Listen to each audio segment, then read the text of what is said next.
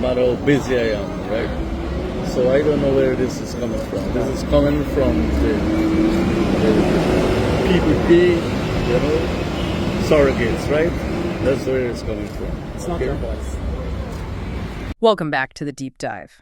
You know, when we cover these big international legal battles, the headlines always scream about the alleged crimes, fraud, tax evasion, all of that. That's what grabs the attention. But today, we are skipping the sensational headlines. We're zooming right in on the micro battle that actually decides the fate of the case. That's exactly right. Our deep dive today is into the ongoing extradition proceedings for Guyanese businessmen Nizar and Azruddin Mohamed. And you're right, they're wanted in the U.S. on a very serious 11-count indictment.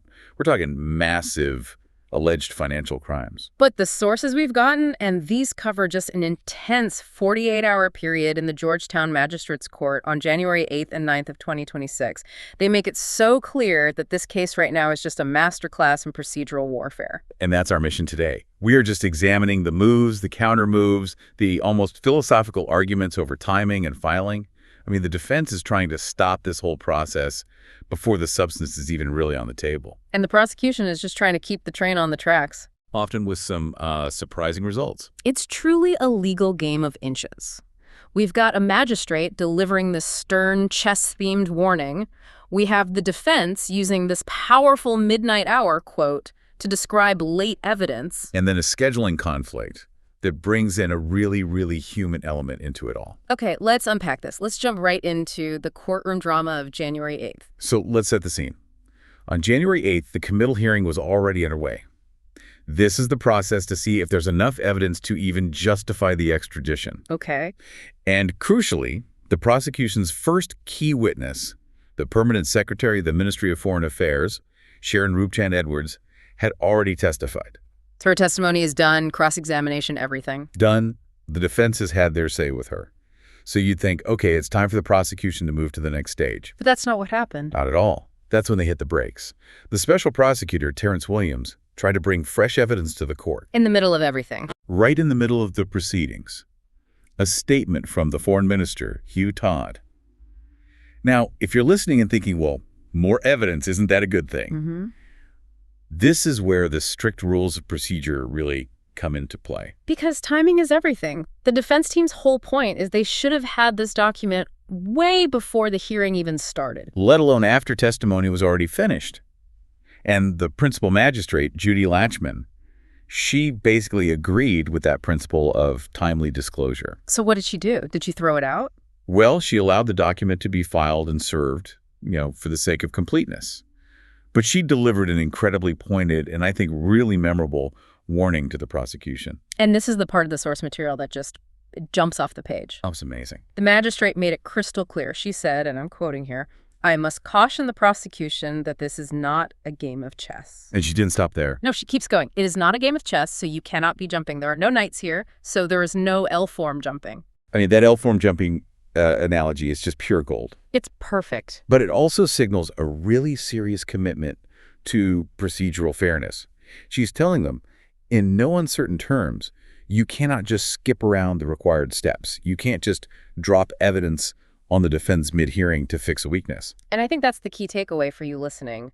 In an extradition case, the defense's main tactic a lot of the time is to show that the procedure is flawed. They're not even trying to argue the crimes yet. Exactly. So the magistrate's warning, it just reinforces the defense's argument that they need full, timely disclosure to avoid what the law calls trial by ambush. And think about the pressure it puts on the prosecution. They're dealing with this incredibly complex international request. Every single document has to be perfect, signed, sealed, delivered, and on time.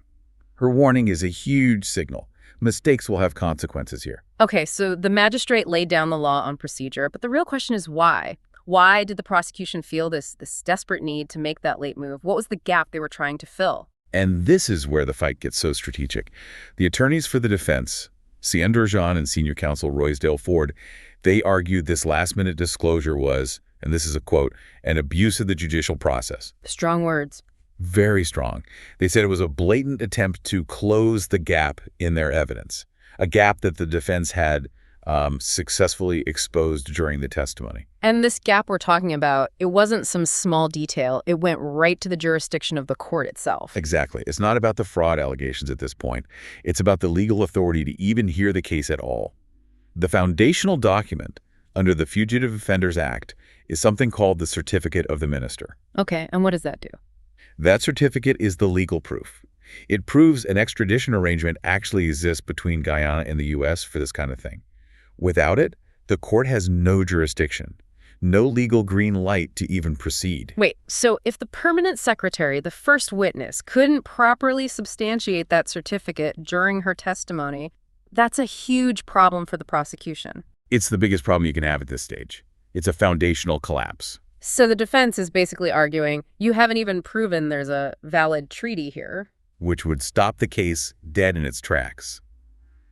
So the prosecution's late filing, this statement from the foreign minister, it was a pretty obvious attempt to supply that missing proof and, well, save their case. And the defense team, I imagine, had a field day with this. Oh, absolutely. Attorney Durjan called it, saying it was done long past the midnight hour, after testimony had already started. He was accusing them of trying to fix their own lack of preparation. It's a very compelling narrative. So their story is that the prosecution's case is just built on shaky ground. Exactly.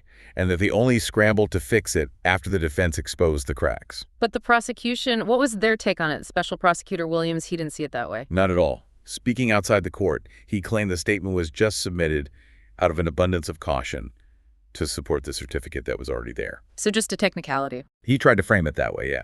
He dismissed the whole thing as a big song and dance over a very trivial, formal issue.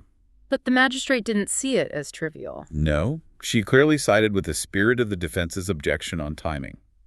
She allowed the document in, but then she immediately adjourned the case, pushed it all the way to February 5th, 2026. Wow. Yeah, giving the defense weeks to review the material they were just handed. It's basically compensation for that late disclosure. That adjournment alone is a huge procedural win for the defense. It forces a delay. Absolutely. In these cases, time is strategy.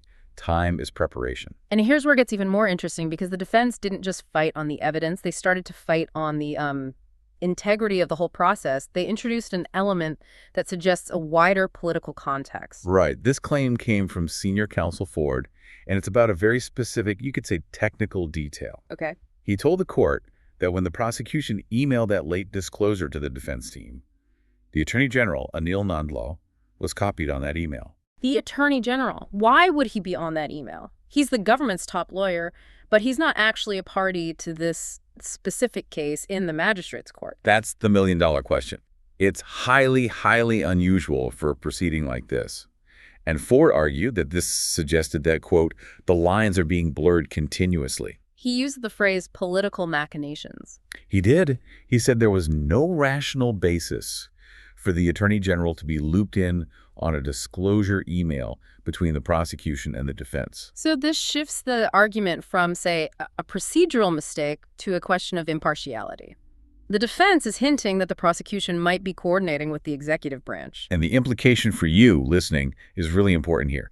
In these high-stakes extradition cases, any communication that even hints at coordination outside the normal court channels can be seized upon by the defense. It doesn't prove anything, but it plants a seed of doubt. Exactly. It doesn't prove interference, but it allows the defense to question the transparency of the whole thing, to feed this idea that maybe it's a state-driven effort, not a purely judicial one. And for the defense, every one of these little details is another weight on the scale, making the entire process look flawed and maybe invalidating the whole extradition request. It's all part of the strategy. But the drama didn't even stop there. Let's move to the very next day, January 9th. The focus shifts from evidence to pure scheduling chaos. Right, the scheduling reversal. So on the 8th, after all the drama, the magistrate first suggested January 20th for the continuation. Correct. But Special Prosecutor Williams said no, he couldn't do that. He had a trial starting on the 19th. He was unavailable. So they worked it out. They did. Both sides mutually agreed on February 5th and 6th. The court set the date. It was all settled. Done. But then, after getting that stern warning about being too slow with evidence, the prosecution suddenly found a new sense of urgency. A very acute sense of urgency. Just hours later, Williams writes a letter to the clerk of court, basically backtracking. He asks the court to convene for the earliest fixture hearing date possible. So he's suddenly available again. What a reversal. A complete 180. First, you get cautioned for being too slow, and now you're trying to rush everything. And I'm guessing the defense was not on board with this sudden change of plans. Not even a little bit.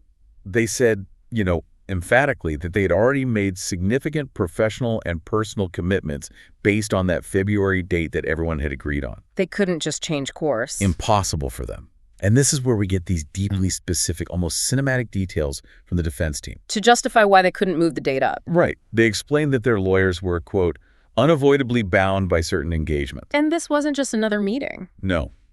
They specified that one of their key lawyers required much-needed post-cancer treatment requiring 2 weeks of convalescence, which meant that lawyer would be physically absent from the Georgetown jurisdiction during the exact period the prosecution was now pushing for. That just brings such a real human element into this. We're talking about massive financial charges, international treaties, and then suddenly the case stalls because a human being needs to recover from cancer treatment. It's a huge reminder that these cases are managed by people with real lives and real limitations.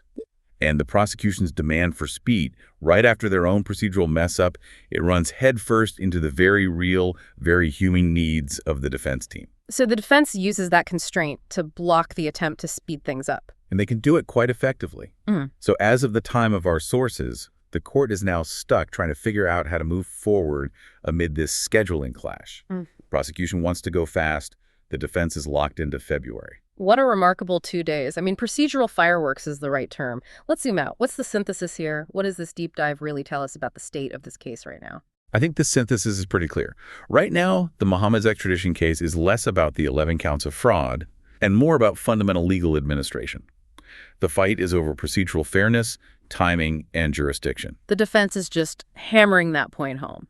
They're strategically focused on showing that the whole legal foundation, the permission slip, and even here the case, is weak, and that the process has been compromised by late evidence and maybe even executive overreach. So we saw the magistrate draw that hard line, telling the prosecution this isn't a game of chess. We saw the defense fighting to hold them accountable for these gaps, even raising concerns about a top government official being on an email. And then it all culminates in this logistical struggle over scheduling, a struggle complicated by something as profound as a lawyer's health, all of it impacting this massive case. It really raises an important question, something for you to think about, especially as these kinds of international cases become more common. When procedural technicalities, late evidence, scheduling fights, blurred political lines, when those things become the central battleground in a huge case like this, what does that reveal about the real challenge of international law? Is the hardest part proving the crime? Or is it proving that the entire incredibly complicated multinational process was executed flawlessly? We will leave you with that thought. Thank you for joining us on this deep dive.